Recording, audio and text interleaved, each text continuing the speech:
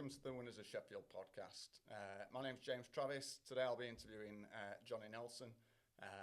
Been trying to get Johnny on since I started. I actually went to an evening with Johnny Nelson about a year ago, and it was actually that made me think this should be a thing. Great guy from Sheffield, getting celebrated in his own town, in his own city, and I just thought I want to get out there and speak to amazing people and share their stories. So I'm really looking forward to getting into this one. Let's go.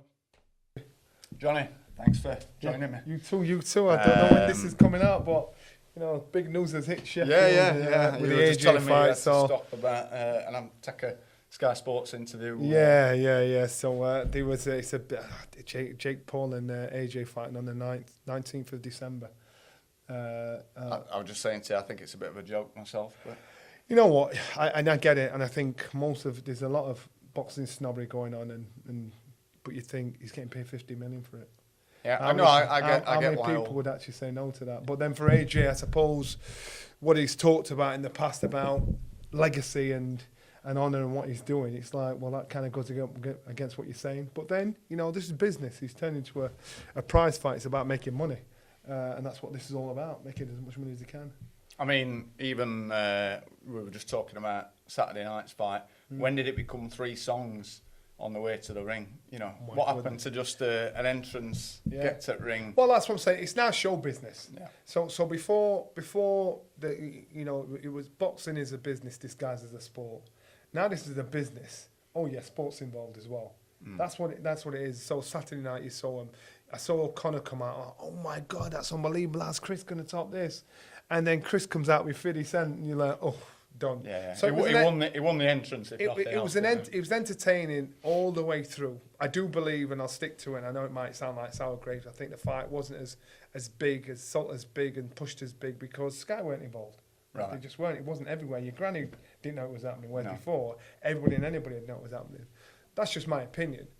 The fight itself wasn't as good as the first fight, but you know what? These kids, I'm an ex-fighter. I love hearing stories about fighters ending up walking away from our sport with a lot of dough, because I'm sick of hearing like it's the promoters, it's the managers have got all the money. Because I know a lot of fighters, and I mean household names, and you'd probably be familiar with one or two of them. That skin. 1 or 2 fighters that are skin have got nothing. I interviewed Tommy Frank the other week, and he was saying he'd like to set up something for, you know, ex-boxers for that. I'm actually in the process of doing something like that. So we're trying to set up a pension scheme for fighters, and unfortunately, when you mention something like that, people are scared because you know it's a bit dodgy. And realistically, if you're a fighter, you're probably fighting maybe 6 times a year, if that. But so how would you legitimately get a pension and think you'd be all right? So we've had to change the word and make it a savings plan for fighters where you fight, and once you've signed up to the boxing board or a governing body, a percentage of your purse, maybe 5%, 2%, 10%, goes into a saving pot, your saving pot. So nobody else can rob it off. It's yours. So when you retire, when you've done, or when you get to 35 or 40, then it's matured, you get the interest off it, and you've got a bit of dough there. So this is what we've been talking to Lloyds of London about.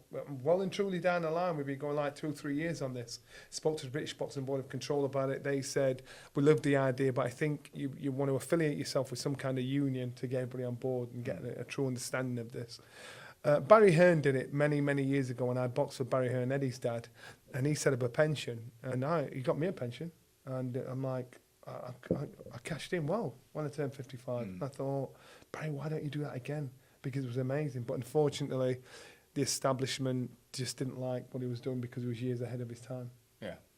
So, as I say, thanks for joining us today. I mean, unbeknownst to you probably, the reason why I started the podcast was last year when I came to the evening with yourself, presented by Dave. And in the run-up to that, I was thinking, you know, this should be a thing where people like yourself from Sheffield are celebrated and get to share their story and what have you. And what surprised me that night was just how, I mean, I knew you were charismatic because I'd seen you on TV, but just your story kind of tied in a little bit with my own story in the sense that, you know, you mentioned that bloody hell, I forgot his name now. Brendan, yeah. Brendan Ingle, That's I know him. embarrassing. Just how Brendan was almost like a father figure to you.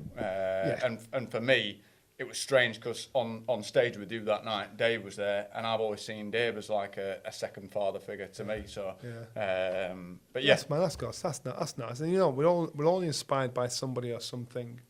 And to me, you tell the story. If you can always remember the truth, you can never remember a lie. Yeah. And so, if you tell the story, and when I tell a story, I tell the story and I try and describe everything that's in the room, that's in the way of the story. So when you're listening, you feel as though you're there. You'll feel as though you're in part of the story. So that's the best way to tell a story, just explain everything. And just be... It's very hard to be comfortable in uncomfortable situations. So you've got to be comfortable being... you've got to feel uncomfortable and get comfortable feeling that. And then you talk about anything and everything. And to me, I just think I'm no better than the next man. I wasn't as always gifted in anything special. But I was determined. I was stubborn. I listened. And I think if we all listen, we all put our mind to something, you might not succeed in one aspect, but you might succeed in another. We've all got a special about us, but not many of us actually truly believe that. So that's why we give up along the way. So I was surprised to hear that you never really enjoyed boxing, did you? I hated it. The downside of going to Winkerbank boxing club where Brendan was actually having to box. I went there to make friends. I was a shy kid at school. And I went there to make friends, but I had to box. Everybody else, and people were knocking people out in the gym. I'd seen them go and fight. I'm like, oh my God. And I suppose it's instilled it in me. I've kind of still have imposter syndrome. So even when I do my job and I'm sat around the table with Carl Froch, Klitschko, David Hay, and all of them, I'm thinking, I should be at this table. But in reality, what I achieved, I deserve to be at the table. Yeah. But maybe that mentality, I'm a Yorkshire lad. I'm through and through. I say it how I see it. And so to me, there's not many hairs and graces about it. And I think people respect that more than anything else, the honesty of it. So when I go and do talks, and I talk in prisons, schools, colleges, businesses, when I talk to them, I want them to walk away feeling as though they're better than me. As though I can do that. If he can do that, why can't I? So when I first started at the gym, I had 13 amateur fights. I won 3. Got disqualified 4 of them. I was so really, that's not a platform to say I want to be a world champion. I didn't. I just wanted to be in the gym with my mates and Brendan. I was saying same to Tommy though, because he was saying his amateur career, I think he had one more win than loss on his record before he turned pro. And for me, surely that's what the amateur fights are for, though, to learn those lessons. And they are. They are. Yeah, but I think there's a lot of obsession now on being undefeated as a boxer. When really, that's still the learning curve, isn't it? That's the commercialisation of sport, not just boxing, where people want to sell the unbeatable. Oh, this guy, is he ever going to get beaten? And they think that's the narrative to get people's attention. Whereas really it isn't, because sometimes you love a good underdog. Dave Allen, he's not won a world title. He's loved. This kid's, he's glorified. I can pick other fighters that never really did anything outstanding, but he was just loved. He was a lovable underdog. So young kids coming through in our sport, they think they've got to be unbeaten, and when they're beaten, they think, oh, I'm giving up. Losing is part of the learning. Losing is part of the development of you as an individual, and it develops and sharpens your tool. But unfortunately, people get suckered into thinking I've got to be unbeaten. I'm less of a fighter, a sportsman, if I get beaten, which is complete and utter rubbish. I think of the Jordan quote when you say that. I've lost over and over and over again, and that's how I. Professional loser. Once you understand what losing's about, all you can do is win. So okay, I sense that. All right, I've been there before. As long as you don't make losing beat you, beat your brain. You just think you learn from it. Right, why did that happen? Okay, I'll try this next time. Okay, I've lost again. Why did that happen? So you've got to have the patience, and you've got to be stubborn enough to ignore the naysayers, because unfortunately you'll get it from all types of people. People will say you're crap, what are you doing it for, and you listen to them. If enough people are telling you you're crap, you're no good, you're going to stop believing you're crap and no good. But if you're strong enough to think, all right, that's your opinion, then you'll always go on the straight that fine line. But it's very hard to ignore those people. I had it for most of my career. The first half of my career, he can't fight. He's a coward. He's blah blah blah. And everybody was saying it, apart from Brendan. I mean, Brendan said, "If you stick with me, Johnny, and listen to me, you'll be good. You'll come good when you're 30s." I'm thinking, I don't want to be boxing when I'm 30. That's old. No. But he was bang on right.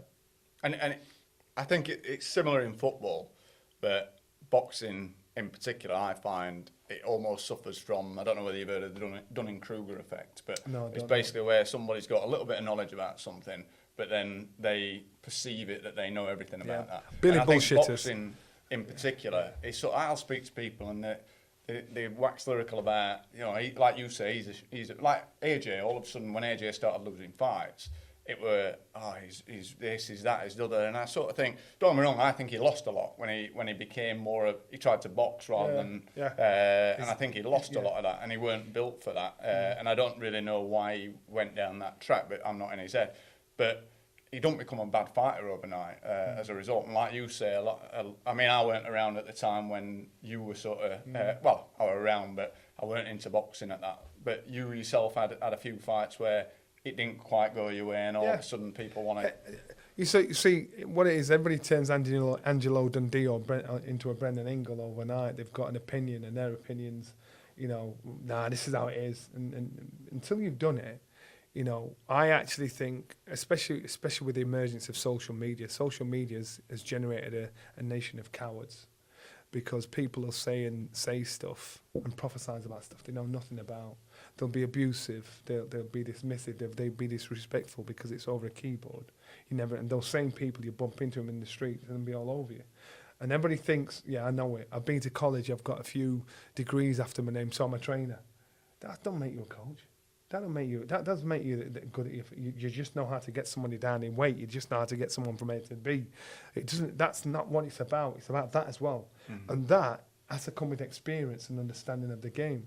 And so you get people that are able to Billy bullshit themselves into a position of belief. I always say, promoters stick to promoting.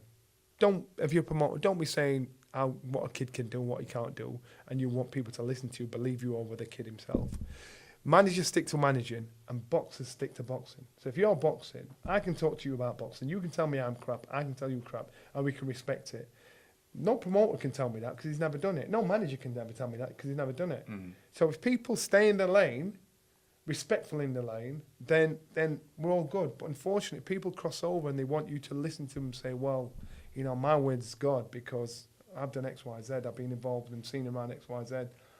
And you've got to be able to stick to the authentic originality of our sport, because if you get suckered in to all the crap that comes along with it, you're going to lose your way.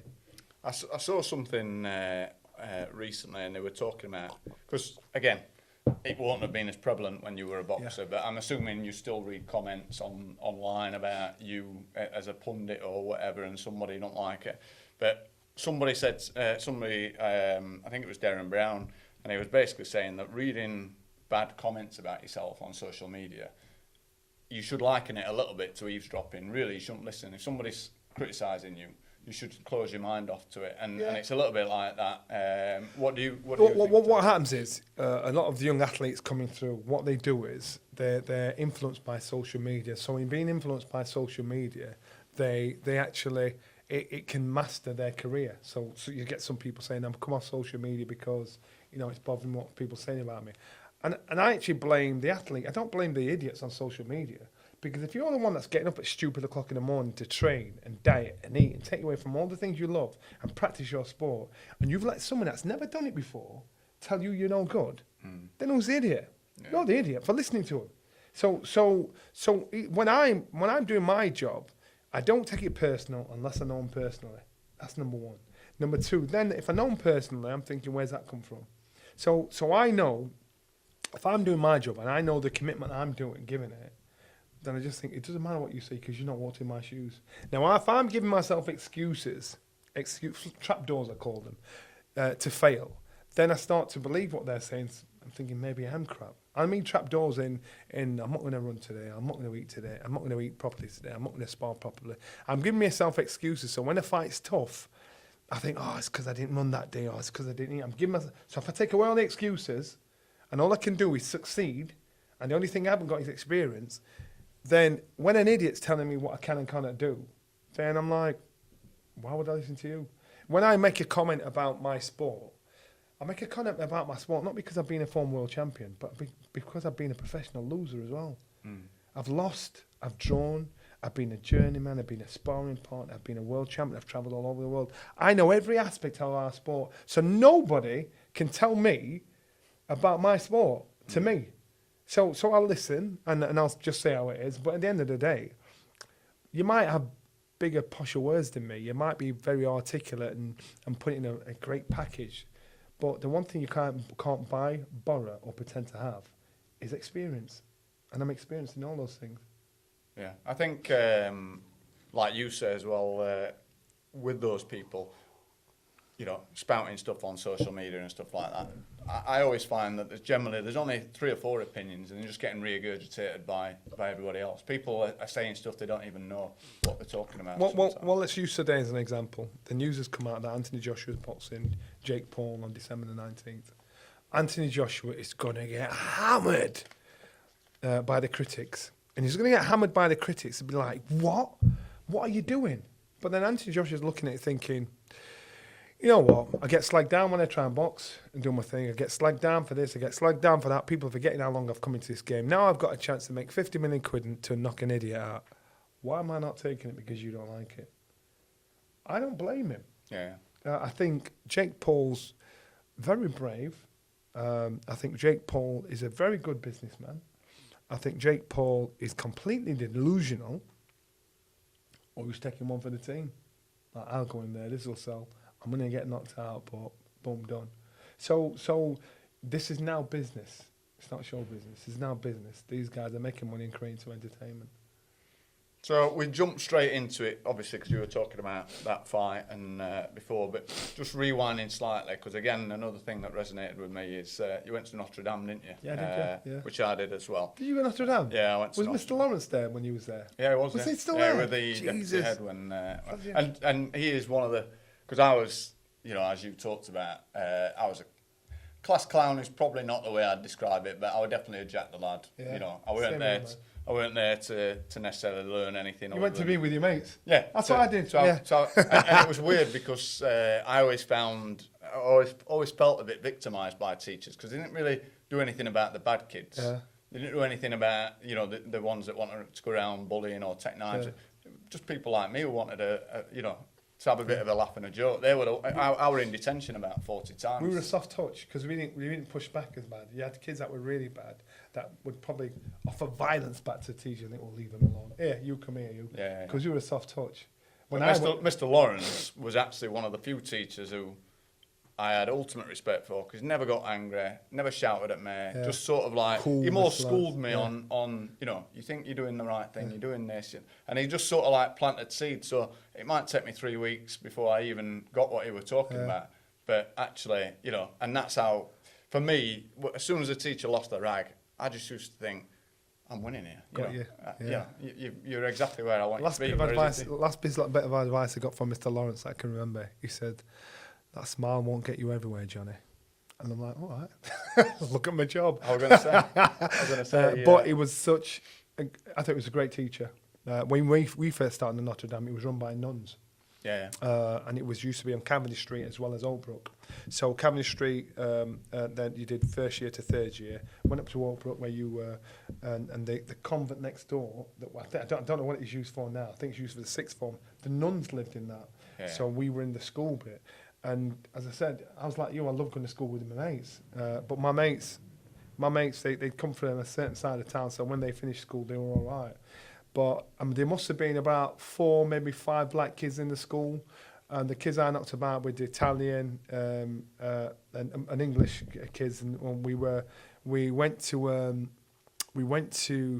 the convent next door where the nuns lived. They had a garden patch, and we all got into the garden, grabbing up the rhubarb, carrots, got the lawnmower, went through it and wrecked it. And I bought myself a camouflage jacket to go over my school uniform, thinking they won't recognise me. The only black kid there.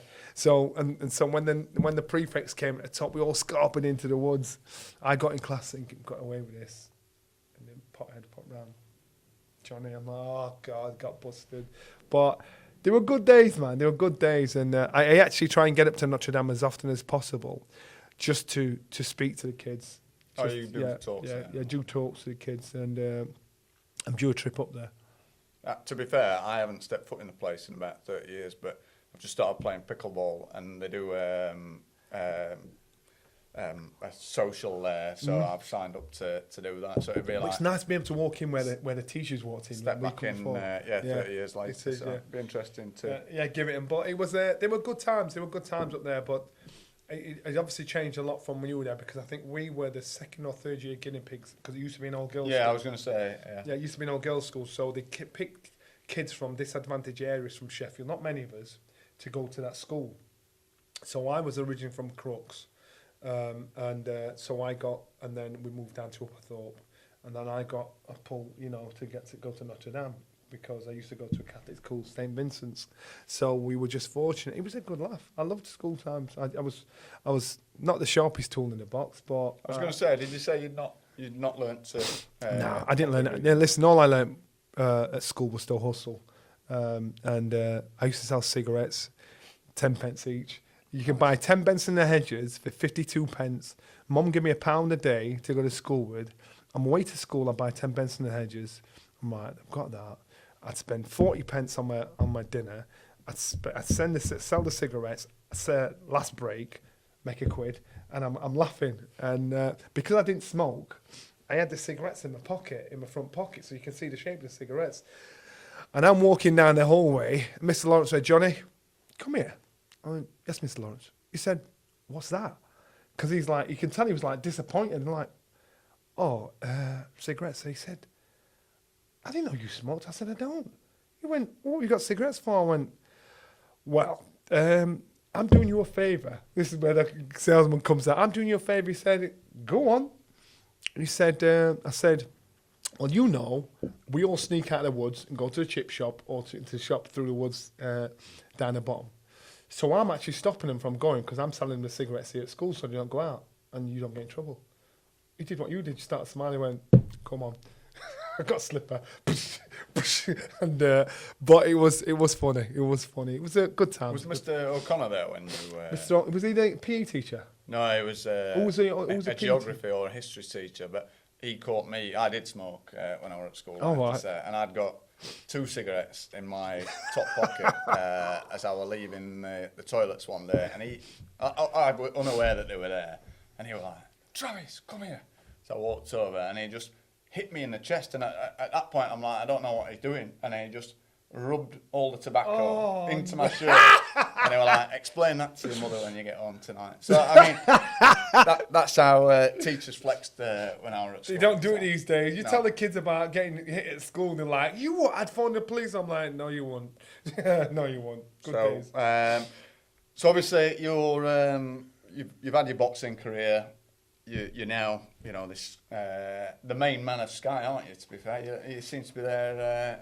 Like you say, you were getting a phone call earlier about this. It makes me laugh. Which career path are you most proud of? Well, you know what? I've had 2 careers. One of a boxer and 2, as a pundit at Sky. I've loved them both. Which one did I find easier? Boxing. I think stood in front of a camera. Reading auto cue, because I couldn't read very well when I left school, was an absolute nightmare for me. My shoulders would go up and I'm like, oh my God. In fighting, you can punch your way out of a situation. When you're looking at a camera, thousands of people are watching it and they're judging how you dress, how you pronounce a word, how you're reading, how you're talking.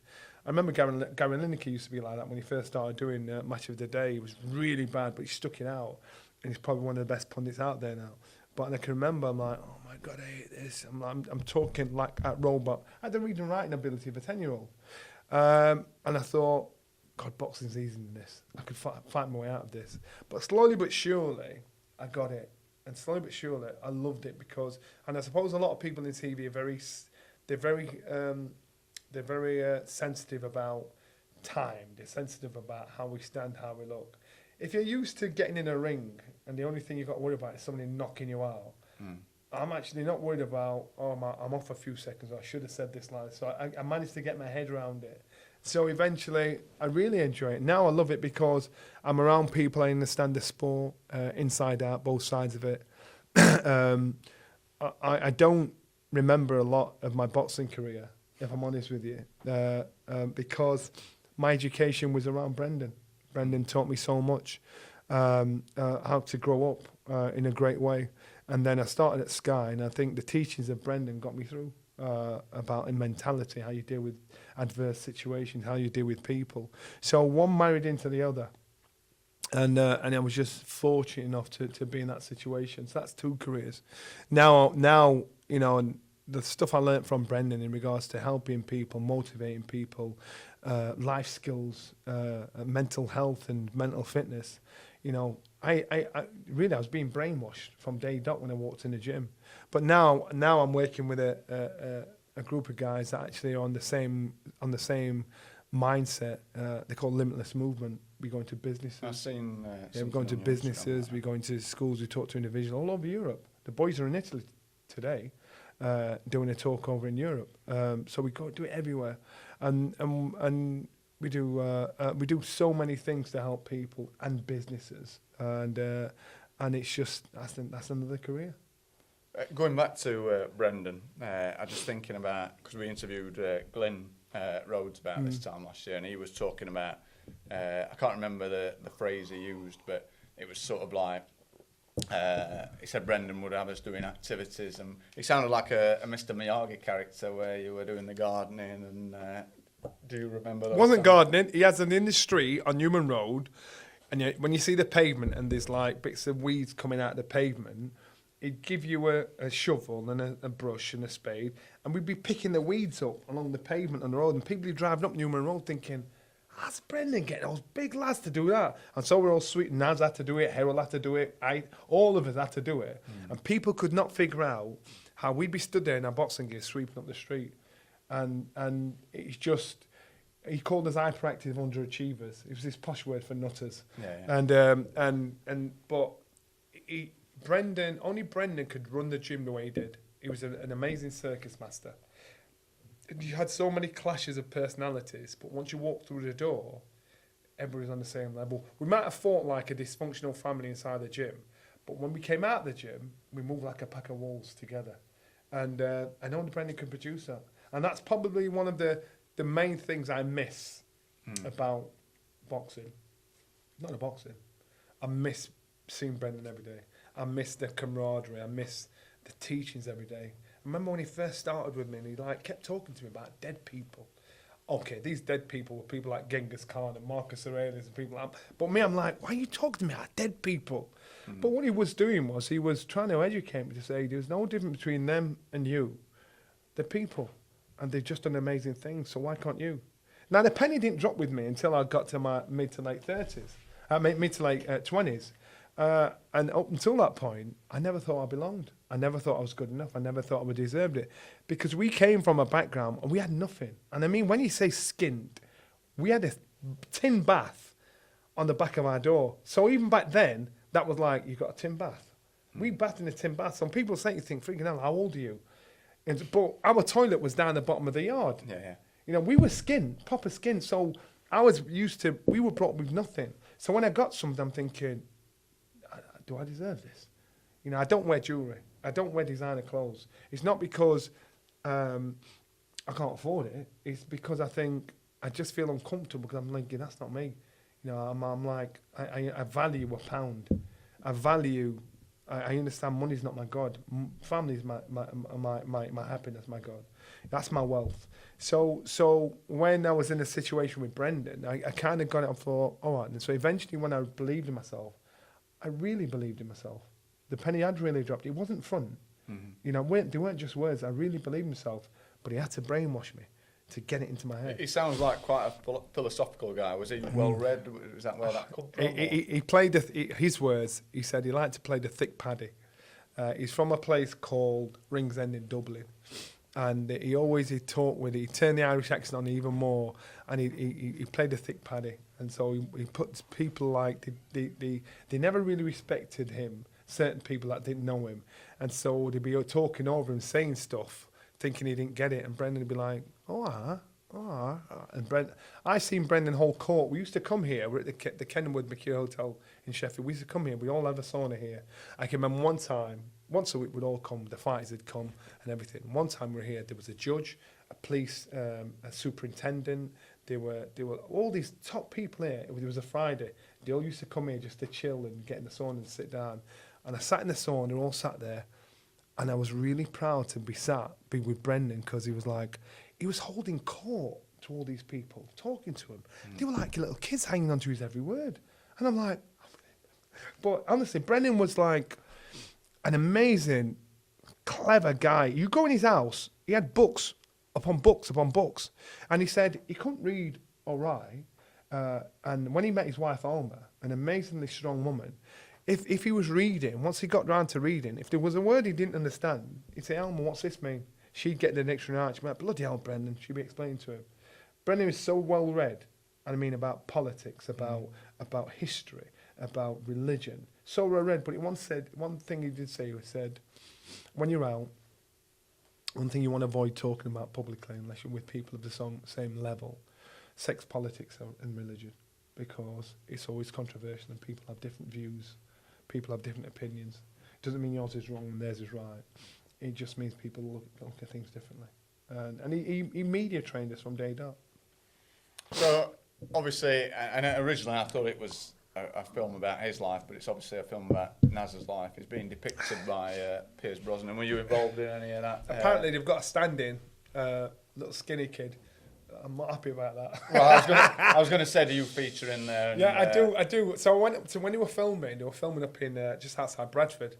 They set up studio up there, and Pierce Brosnan was up there. So I went up and saw it, and I thought, Pierce Brosnan, really? Got in there. I thought, shit, they've done a right good job getting him. And Pierce, he did his own work. He just asked me little things. He was asking me stuff about Brendan. I'm like, why are you asking me that? But there were little things, any habits he had. And Brendan, sometimes he'd go out, his treat was a glass of milk and a piece of cake. Yeah, I'll have a glass of milk, piece of cake. And like, it'd be ringside, and he's hold his glass like that. And Pierce is asking me all these things.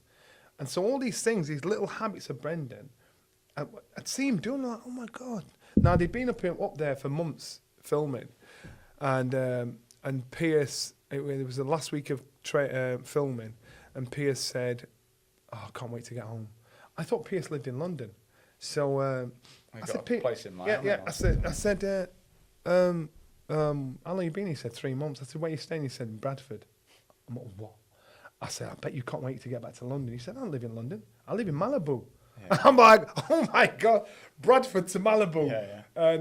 And I saw the clip of, I don't know whether you've seen it, Dominic's on Radio Sheffield, and he's basically saying, took him to the gym, and he'd walk him around Winkerbank, and he's saying he's got a place in Malibu, he's got a place in Miami as well, and they were like, where do you live? And he's like, to Dom, and he's like, we live over the street, that's where we live, and he's like, he just can't get his head he didn't get it, and that's why I said. But the thing is, boxing's the only sport where people pretend they want to be.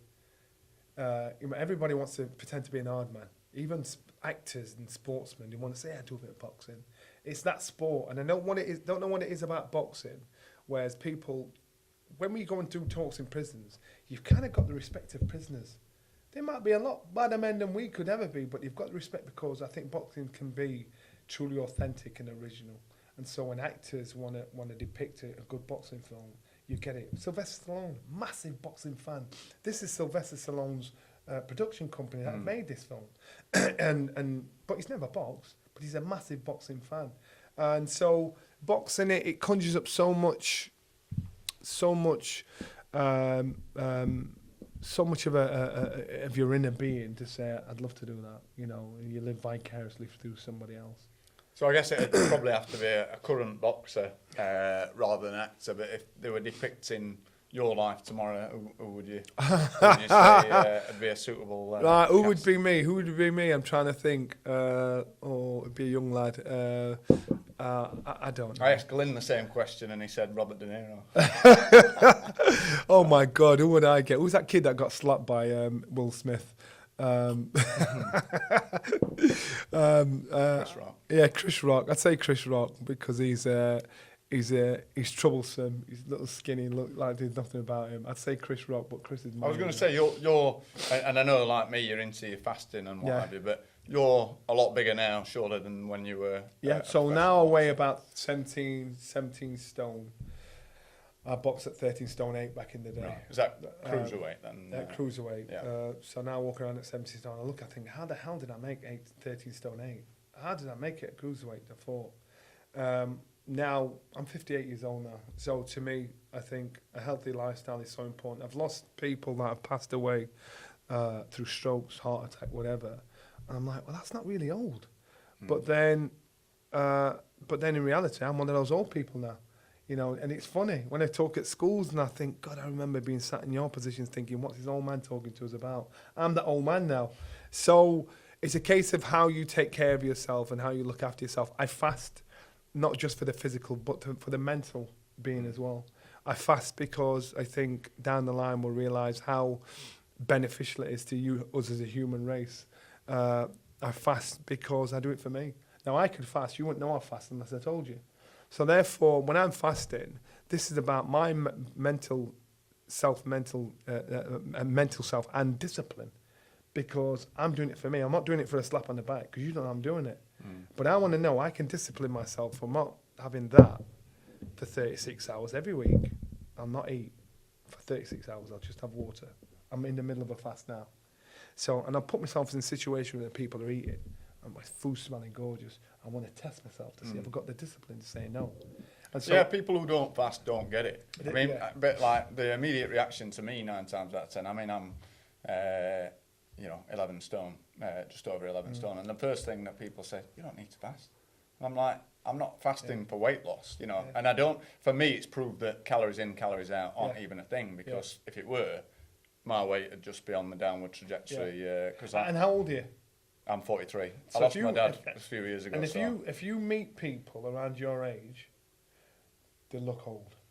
Do you think they're out of shape? You're looking good out. Bright eyes, you've got a full head of hair, you look slim.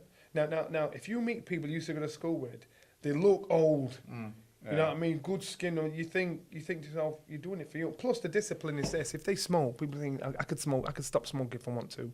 No, you can't. You think you can.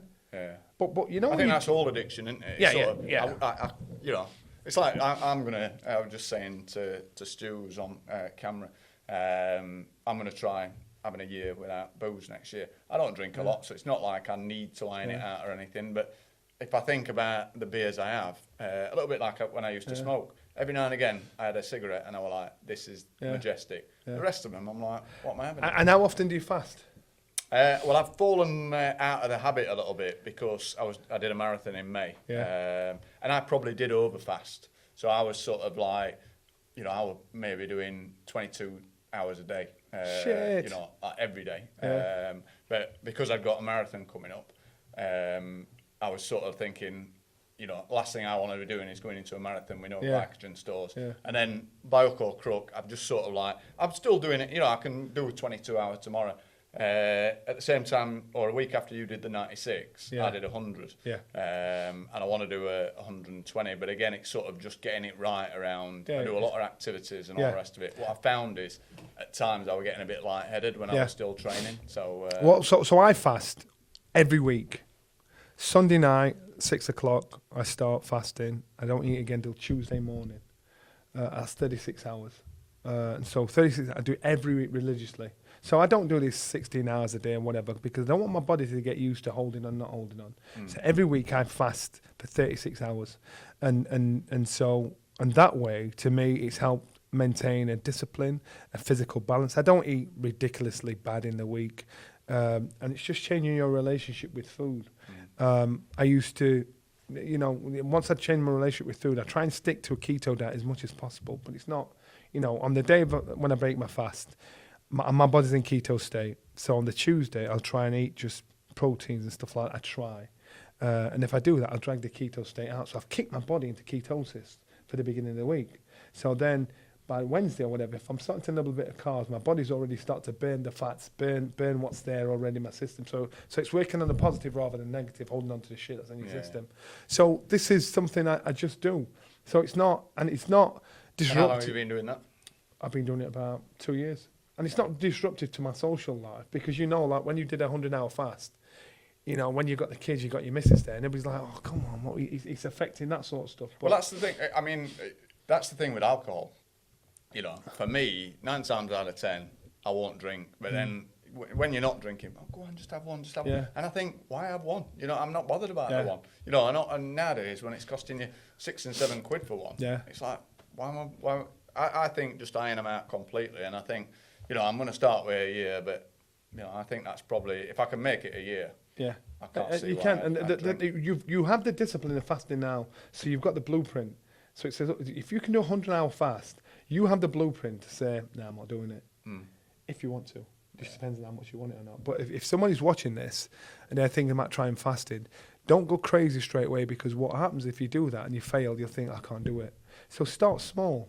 Just do 24 hours. Just what made me laugh because that's the thing now, on any given day, it's rare I eat breakfast. I normally get to like lunchtime and I'll think I'll break my fast now. And I was working with people and they used to say stuff like, because I'm working, I don't work in an office now, but when I was doing it primarily last year, I had a lot of people, I couldn't do what you do, I get dizzy after 10 o'clock. And I'm like, all it is you've programmed yourself to eat at a certain time every day. And I used to say, just push it back by 20 minutes every day for, it might take you 3 weeks, but you push it back by 20 minutes every and before you know it. But the thing is, it's not that they can't do it, so they don't want to do it. They don't want to do it. It's like anything. If you don't want to do it, that's what I don't want it. And I say to people, start off doing 24 hours. So stop today, now, and start again tomorrow, same time. And then try and aim yourself to get into 36 hours. When you get to 36 hours, your body's in the state it should be. But then you've not just physically put yourself in that physical state, mentally put yourself thinking, I can do this. You know what? I'm going to try 36. I'm going to try 68 hours. I'm going to try 72 hours. And then you'll push yourself. It's just about that mental discipline that you can apply it to any other aspect of your life to say, I can do that. Well, I've always boxed and I've had some structure around my life. So once I stopped boxing, I could eat, I could drink, I could do whatever. I went up to 19 stone 4. And I was on a step, I'm like, bloody hell, this ain't right. But then, it's just changing your relationship with food. What age are you? 58. I mean, I was saying, you look amazing for your age, so, it's obviously something's working. I asked to, I do high rocks competitions now. I've done two this year. I've got another one to come in London, December. I'm going to have a rest for 3 months and boom, back on it again. I said I won't ask you this, but do you know what HYROX actually stands for? Go on. Because I found it so cringe when I heard this. Go on. Do you know what it means? No. Hybrid rock star. I said I wouldn't ask you because you'd end up chinning. Really? Yeah, I saw a video because there's a girl, I don't know whether you know her, because she does a lot in Sheffield and she does my tattoos. And a couple of days beforehand, I'd seen that video and she was tattooing my leg. Again, I made a mistake because she was tattooing my leg at the time. And like, by the way, do you know what HYROX means? And she says, no. And I played her the video and she was like, she reacted exactly the same as you. She just wanted to. Oh, what a dickhead. Oh, what a dickhead. But I used to do CrossFit. But the thing is, because I've got I'd end up doing my back in. That's CrossFit. I love CrossFit, but it was too many injuries. I did my back in, but I couldn't. I did my shoulder in. I was just getting injured too much, and I love doing it. And if you're physically, you've got the right attributes to do it. It's great. Me and my wife want to try a HYROX. If you do a HYROX is for it's not as hardcore. No, it's Instagram. I'm not saying you do it for that, but I know couples that are doing it, and it's all trip to Berlin and. That's it. I did. What did I do? I did Hamburg. I did Birmingham. I'm doing London. I think there's one in Madrid I want to do. I mean, by the time you paid your ticket and hotel, it must be a grand before you know it. Yeah, anyway, it is. But you know what? It's just that's something to remember. Yeah, something to remember. Something to give myself a goal for. So I'm just conscious of time because Stu has got to fly shortly. But one question I ask everybody is: now that you've been on the podcast, who do you think we should be getting in front of? Who do you think whose story? Are we staying Yorkshire based? Sheffield, Yorkshire, I mean... Well, a couple. I think when he's in Sheffield, I try and get hold of Harold Bomber Graham. Yeah. Harold Bomber Graham, if you know him, if you're old school, you know who Harold is, and his story is sad. His story is intriguing. This guy had Sheffield in the palm of his hand, and Harold, he suffered a lot of mental health issues, and people they misunderstand him. They don't get him. They don't get what he's actually been through in his life. And I used to live with Harold, and I think the change in Harold was when he got knocked out against Julian Jackson. And once that dream died, I saw the darkness come in his eyes, the sadness come in his eyes, and he kind of gave up. And I saw that confident man that I knew start to doubt himself, become withdrawn. And I saw it in front of my very own eyes. And now when I see him now, I'm bumping into him in London because he lives down in Tottenham. I give him a big hug because he was a great teacher for me coming through. Brendan dumped me with Harold. Because you'd go in the gym and Brendan would dump me with someone and like, I don't want him, Bren. I'd be following Harold everywhere. We'd run, we'd train together and everything. And I learnt a hell of a lot from him. And I saw an absolute genius at work when Harold fought. But I've seen the high side and he's on the low side. Well, again, somebody recommended Harold, but they did say he has good days and bad days. Yeah, he has good days. And that's what I'm saying. If you get him, you have a good conversation with him, let him run. Let him run with it. You can cut out some of the stuff that don't make sense. But if you speak to him, it's heart-wrenching, it's heartbreaking. Yeah. But I try to get Harold Graham. Magic. Well, Johnny, thank you very much. It took a while to get you we on. got you, I'm sorry. Hopefully we can revisit it again. We'll do it again. We'll do it again. Definitely do it again. Get one in I'm next a Sheffield year. boy through and through. But yeah, just like to thank you for joining us. Thank you. Yeah, speak to you again. Nice one. Top man. Nice one. Cheers, buddy.